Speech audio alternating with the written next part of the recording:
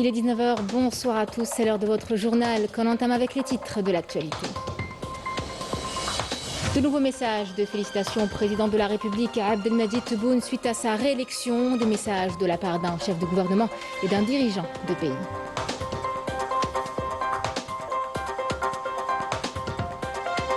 Retour ce soir sur le troisième jour de la visite officielle en Italie du général d'armée Saïd Chenghriha, chef d'état-major de l'ANP à l'invitation de son homologue. Il a notamment été question de la coopération entre les armées des deux pays.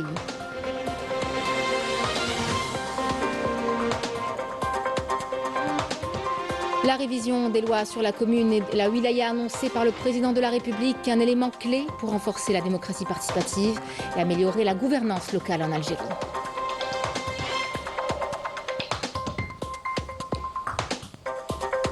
Visite aujourd'hui de l'envoyé personnel du secrétaire général de l'ONU pour le Sahara occidental dans les camps des réfugiés sahraouis. En parallèle, l'occupation marocaine intensifie l'exploitation de leurs ressources naturelles. Et concernant les violations que subissent les Sahraouis, un nouveau rapport accable le Marzen.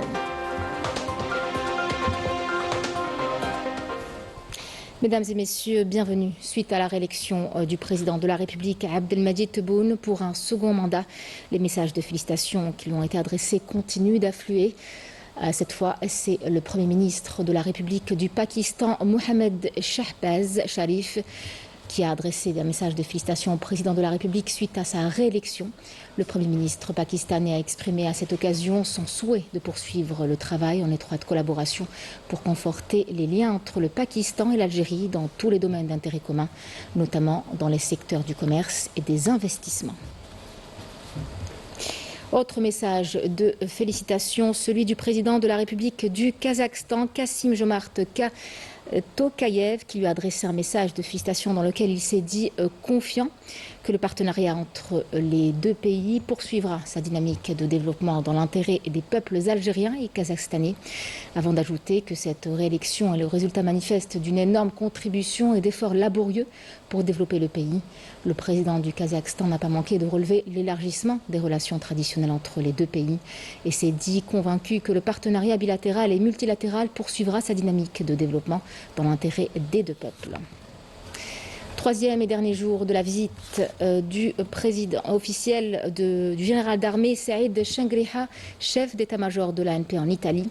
Dans le cadre de sa visite officielle en Italie, sur invitation de l'amiral Giuseppe Cavo Dragone, chef d'état-major italien de la Défense, le général d'armée Saïd Chenghriha, chef d'état-major de l'armée nationale populaire, a été reçu aujourd'hui par le ministre italien de la Défense, Guido Crosetto, en présence de l'amiral Giuseppe Cavo Dragone, chef d'état-major italien de la Défense. Lors de cette rencontre, les deux parties se sont félicités du niveau d'excellence de la coopération militaire bilatérale entre les deux pays amis, qui reflète l'entente et la grande confiance qui distinguent les relations algéro-italiennes à plus d'un titre. Les deux parties ont également passé en revue le développement de la situation et les mutations géopolitiques prévalant dans les zones d'intérêt commun. Le général d'armée a fait part à son hôte de ses vifs remerciements pour l'accueil et les marques d'hospitalité qu'il a reçues, avant de lui transmettre les salutations du président de la République, Abdelmadjid Tebboune, qui accorde un intérêt particulier aux efforts visant à élever les relations algéro-italiennes dans tous les secteurs au plus haut niveau, particulièrement dans les domaines liés à la coopération militaire bilatérale. Le général d'armée a également passé en revue les domaines de la coopération bilatérale, laquelle connaît une dynamique positive et enregistre des résultats tangibles à la faveur de la ferme volonté des dirigeants des deux pays de lever au niveau d'un partenariat stratégique global.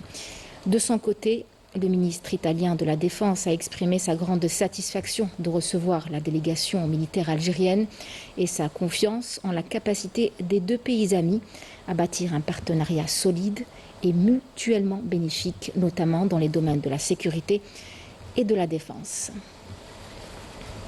De son côté, à l'issue de la rencontre, les deux parties ont échangé des présents symboliques.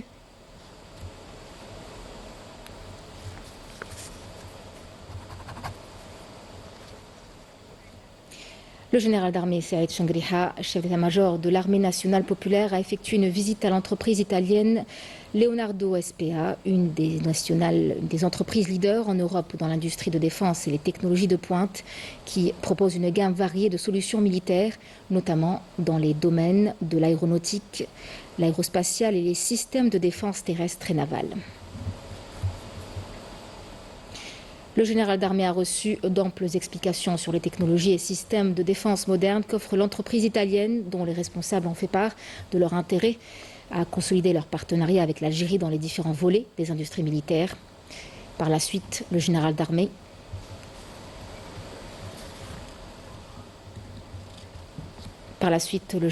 s'est rendu au siège de l'entreprise Fincantieri, spécialisée dans l'industrie militaire navale, où il a suivi une présentation retraçant l'histoire du partenariat naval entre l'Algérie et l'Italie. Avant de s'enquérir des capacités de production de cette entreprise dans le domaine de la construction des navires de guerre et des équipements militaires navals, ainsi que des techniques modernes qu'elle propose. À cette occasion, les deux parties ont exprimé leur souhait de consolider la coopération bilatérale. Le président directeur général de l'entreprise, Biagio Mazzotta, a affirmé à cet effet que l'Algérie constitue un partenariat fiable et sérieux sur les plans régional et international. À l'issue, les deux parties ont discuté des moyens permettant un transfert de technologie, outre l'intensification des chancres d'expertise entre les ingénieurs militaires ainsi que les techniciens des deux pays. Après la réélection du président de la République, Abdelmadjid Tebboune, l'une des promesses fortes de son mandat prend déjà forme. Il s'agit de la révision des lois sur la commune et la wilaya, un chantier au cœur des efforts pour renforcer la démocratie participative en Algérie, une étape en fait cruciale pour améliorer la gouvernance locale et accompagner le développement du pays. Un engagement qui se concrétise et marque un pas important vers une gestion toujours plus proche du citoyen. Khouria Djardar et Majda Dihmoun. Un développement harmonieux et durable au niveau des communes et des wilayas implique l'établissement d'une nouvelle carte administrative basée sur la modernisation et la numérisation, tout en prenant en compte les spécificités géographiques, les ressources humaines et naturelles de chaque région afin de répondre aux attentes des citoyens. L'Assemblée populaire communale disposera davantage de prérogatives, ce qui lui permettra de se rapprocher des citoyens pour trouver des solutions à leurs préoccupations quotidiennes. Il y aura également une coordination renforcée entre le Conseil populaire et l'autorité centrale.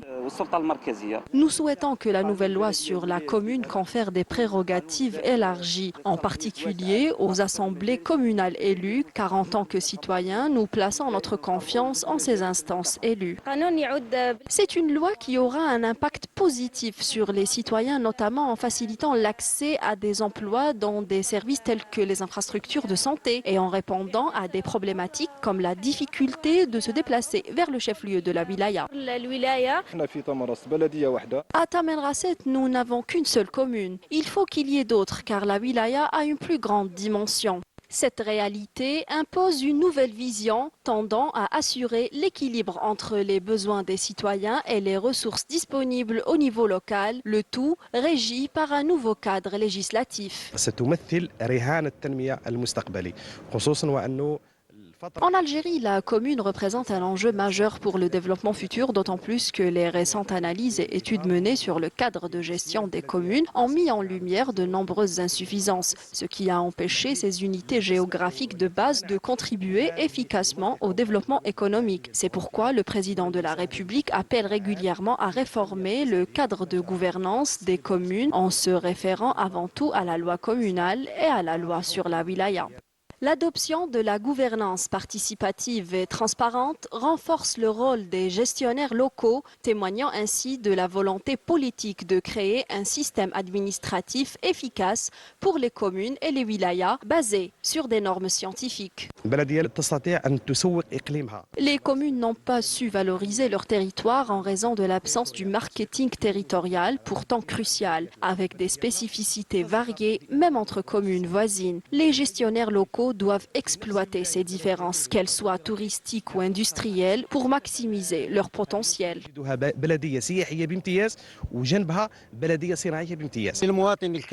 Aspirer à des services publics de qualité est le droit des citoyens, des services qui répondent à ses besoins et ses attentes.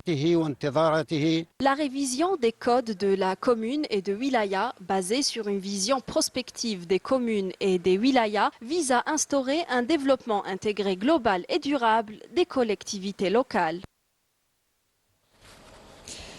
Les travaux de la réunion des ministres de l'Intérieur du G7 regroupant les 7 principales puissances industrielles mondiales ont débuté aujourd'hui à Mirabella et Clano en Italie avec la participation de l'Algérie, représentée par le ministre de l'Intérieur, des collectivités locales et de l'aménagement du territoire Brahim Merad. Une réunion sur 2 jours consacrée à l'examen de plusieurs questions relatives à la sécurité, à la migration clandestine et à la lutte contre la cybercriminalité. L'Italie assure cette année la présidence tournante du G7 qui compte également les États-Unis d'Amérique, le Royaume-Uni, la France, le Japon, l'Allemagne ainsi que le Canada. Le ministre de la Justice, garde des Sceaux, Abdelrachid Tabi, a inauguré aujourd'hui à Sidi Aïssa, dans la wilaya de Msila, l'école régionale de formation des avocats. Selon les explications fournies au ministre, l'école a pour mission, outre la formation des avocats stagiaires, l'élaboration de recherches, d'études et de publications, le développement d'activités de recherche, d'analyse et d'audit dans les domaines juridiques, judiciaires et administratifs, l'amélioration du niveau juridique et judiciaire et la formation spécialisée et continue des cadres et des fonctionnaires du secteur de la justice. L'établissement assurera également des cours de formation continue pour les employés des administrations et des entreprises publiques et privées et pour les auxiliaires de justice, de même qu'elle organisera des séminaires, des rencontres, des journées d'études, des colloques nationaux et internationaux, ainsi que des concours pour les juristes et les auxiliaires de justice. L'importance de l'organisation de foires et de salons dédiés à la production agricole locale a été mise en avant aujourd'hui par le ministre de l'Agriculture et du Développement rural, Youssef Sharfa. Il s'agit de mettre en lumière les capacités productives de l'Algérie et d'ouvrir les perspectives d'exportation vers l'étranger. Youssef Sharfa s'est exprimé lors d'une conférence de presse à l'ouverture du Salon national des fruits et légumes au Palais des Expositions à Alger, qu'il a présidé en compagnie du ministre du Commerce et de la Promotion des Exportations, Tayeb Zitouni, et du conseiller auprès du président de la République chargé du commerce, de l'approvisionnement, du contrôle de l'import-export Kamel Rzig, et nombre de membres du corps diplomatique accrédité en Algérie, ainsi que de responsables des chambres nationales de l'agriculture, de l'Union nationale des paysans algériens, de représentants d'organisations nationales, de l'Union générale des commerçants et artisans algériens et du Conseil du renouveau économique algérien.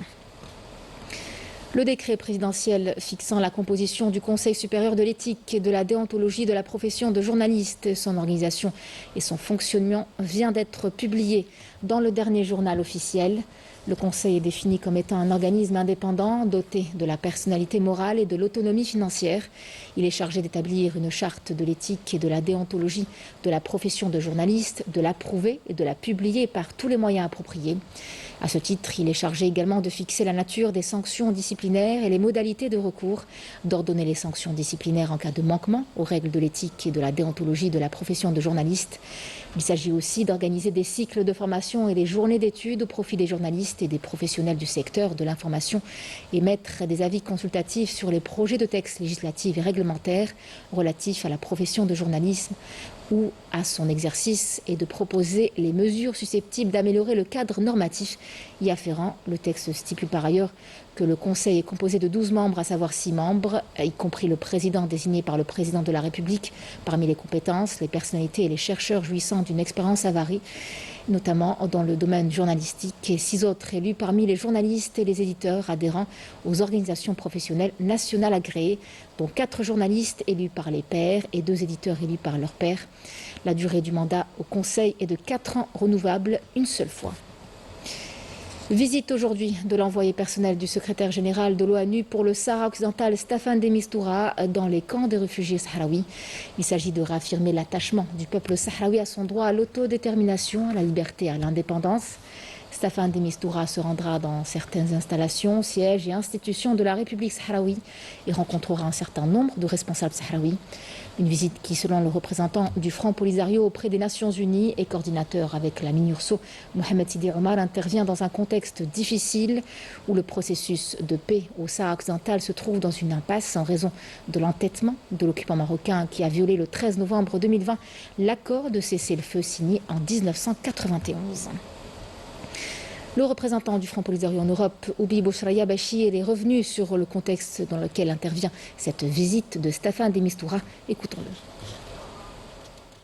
C'est une visite extraordinaire dans la mesure où elle intervient dans un contexte particulièrement compliqué, marqué par la guerre qui se déroule encore au Sahara occidental après la rupture du cessez-le-feu novembre 2020.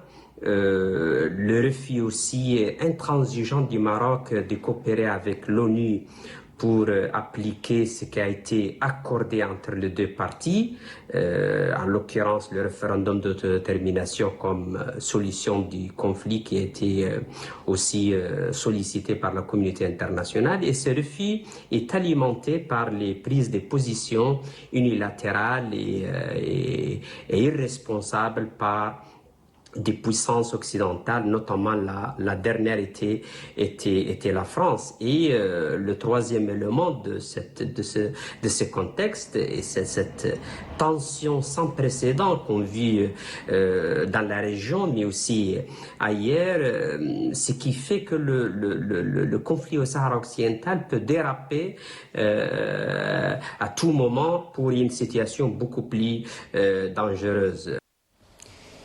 Oubi Bouchra Yabaché est aussi revenu sur les attentes des Sahraouis de cette visite.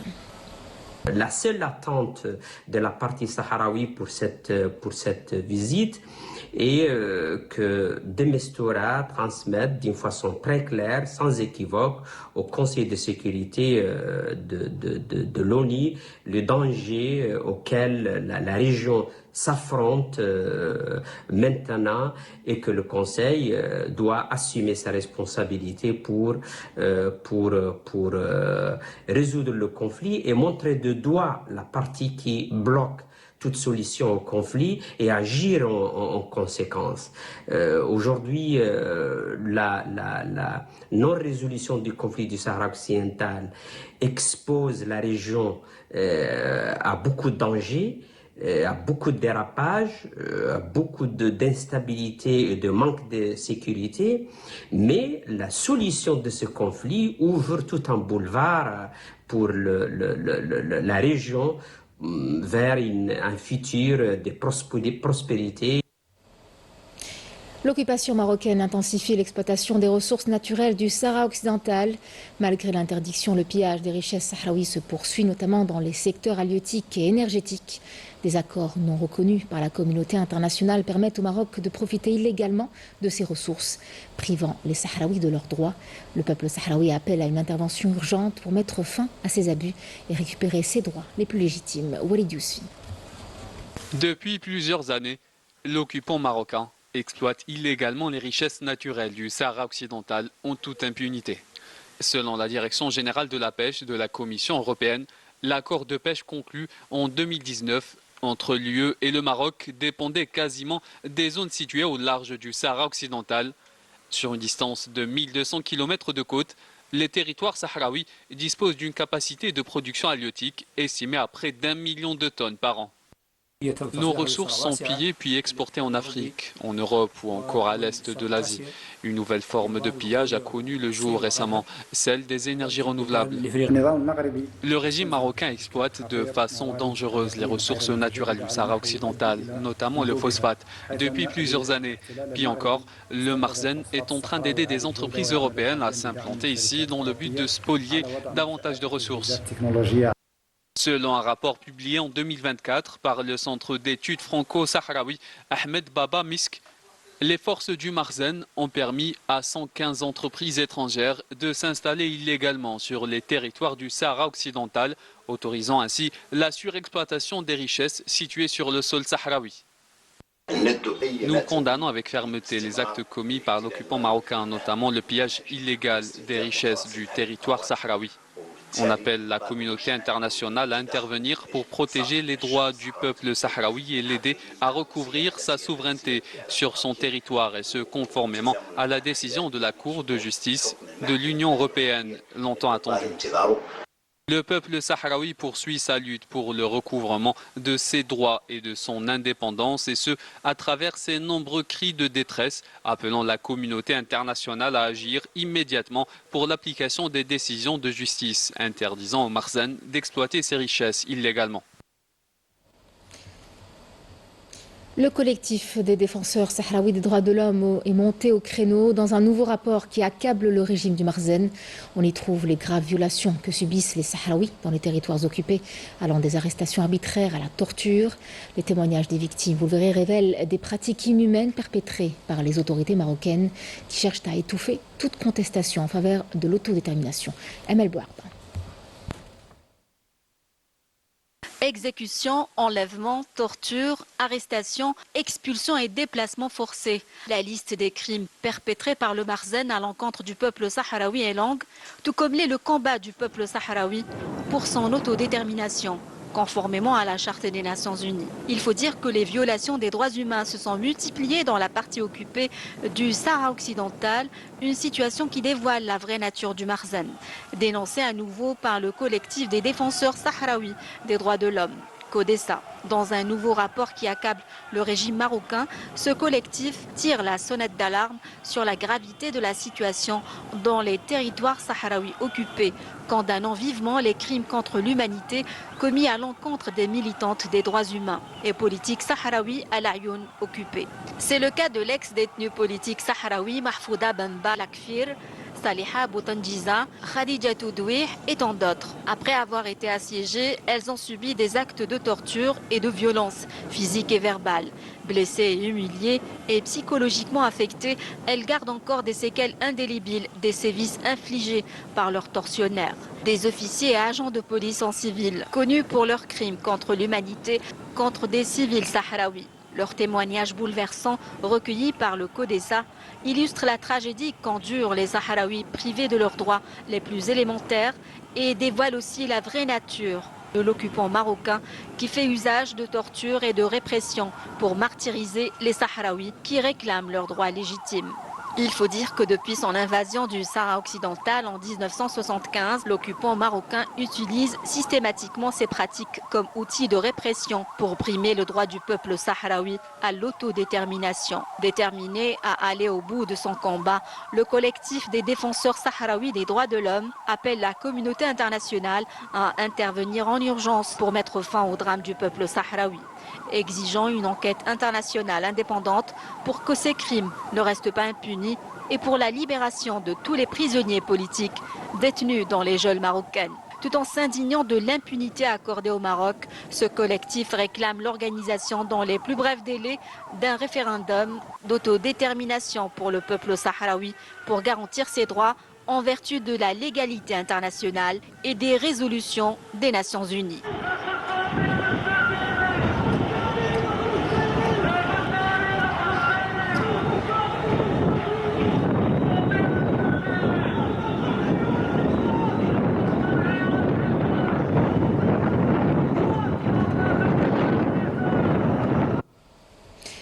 Au Liban, la situation continue de se détériorer avec un nouveau bilan qui fait état de 1974 personnes qui sont tombées en martyrs, dont 127 enfants et 261 femmes, et 9384 autres ont été blessés.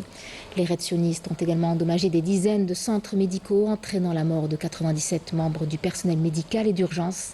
Les habitants de 25 villes et villages du sud du Liban sont appelés à évacuer leurs maisons et à se diriger vers le nord de Nahr el-Awali. Le nombre total de personnes déplacées en raison des frappes aériennes de l'armée sioniste s'élève désormais à près d'1,2 million.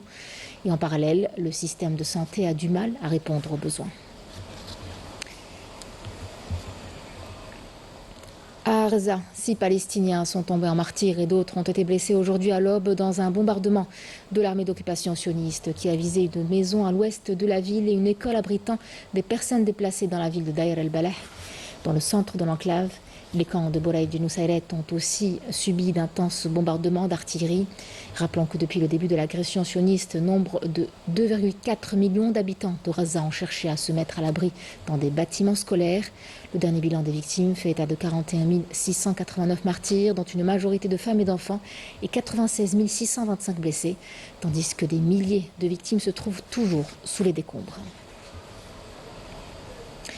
Revenons chez nous en Algérie avec du sport. Le sélectionneur de l'équipe nationale de football, Vladimir Petkovic, a déclaré aujourd'hui que l'objectif du prochain stage des Verts était de confirmer les progrès réalisés en septembre, à quelques jours de la double confrontation face au Togo le 10 et 14 octobre prochain, comptant pour les 3e et 4e journées dans le groupe E des qualifications de la CAN 2025. Vladimir Petkovic s'est exprimé lors d'une conférence de presse à la salle des conférences du stade Nelson Mandela de Baraki ce matin. Je vous invite à l'écouter. Le Togo, c'est une équipe qui a la valeur du football pour jouer la 2e ou la 3e place. Ils ont aussi fait une petite surprise avec le match nul joué contre la Guinée équatoriale. Ils ont sûrement des qualités, mais ils ont aussi des faiblesses. On n'a pas le temps de contrôler tous les détails par rapport à l'adversaire. C'est pour ça que moi, je préfère me baser sur les qualités de mon équipe. C'est une équipe qui change beaucoup la situation défensive avec un 5-4-1 et la situation offensive avec un 3-4-1-2 ou 3-4-2-1. Ils ont un nouveau entraîneur qui a été nommé pour le mois de septembre. Du football toujours, mais cette fois avec la 3e journée de Ligue 1 qui débutera demain. La présentation de cette journée avec Fatah Abada. Défait la semaine dernière chez le voisin Mostaganémois, le Mouloudia d'Oran reçoit au stade Miloud Hedfi d'Oran les Chelfawa de l'ASO. Après un bon départ lors de la première journée, les Mouloudéens ont enregistré leur première contre-performance et se doivent de réagir très vite pour éviter l'installation du doute au sein du groupe. Et c'est pareil pour leur adversaire du jour, le nouveau promu, l'Olympique d'Herbou, crédité d'une belle performance malgré sa défaite à Tizi Ouzou, reçoit une autre équipe qui déçoit en ce début de saison, la JS Sawara, au stade de l'unité maghrébine de Béjaïa. Les Akboussiens voudront sûrement profiter de cette mauvaise passe des Bachari et les enfoncer encore plus. Le leader actuel, l'Aigle Noir sétifien après sa sortie réussie au stade du 20 août 55 face au CR Belouizdad, reçoit chez lui au stade du 8 mai 45 le NC Magra, habitué à lui causer pas mal de soucis lors de ses dernières saisons. L'autre co-leader, le Parado Athletic Club, sera face à un gros morceau lors de cette 3e journée. C'est les Canaries qui rendront visite aux coéquipiers du buteur Adil Boulbina, qui devront puiser dans leurs ressources pour venir à bout des Canaries, décidés à jouer les premiers rôles cette saison. Les Rouges et Noirs de l'USM Alger semblent sur du velours en accueillant le MC El Bayed qui traverse une zone de turbulence en ce début de saison. Une autre affiche entre deux Africains cette saison, les Constantinois du CSC reçoivent le champion en titre sortant, le Mouloudia d'Alger, sur un nuage après son excellente prestation et surtout sa victoire sur la JSK au stade Hussein Aït Ahmed de Tizi Ouzou. Les Siskawa de l'USM Trenchla de leur côté, après un bon départ à Bchar où ils ont ramené le point du match nul, où il n'est jamais évident de réussir, tant les Bachari sont réputés être intraitables à la maison, reçoivent les Mostaganémois, qui ont bien débuté la saison avec une victoire à domicile face au Hamraoua. Enfin, les Biscrits de l'USB, seule équipe avec le Mouloudia à avoir gagné à l'extérieur, auront fort à faire devant le vice-champion sortant et détenteur du trophée de la Coupe d'Algérie, le Chebab Briadi de Belouizdad, qui tentera de se racheter du semi-échec à domicile le week-end dernier. C'était le journal de la rédaction. Merci à vous de l'avoir suivi. Je vous retrouve demain pour l'édition de la mi-journée à midi. Excellente soirée.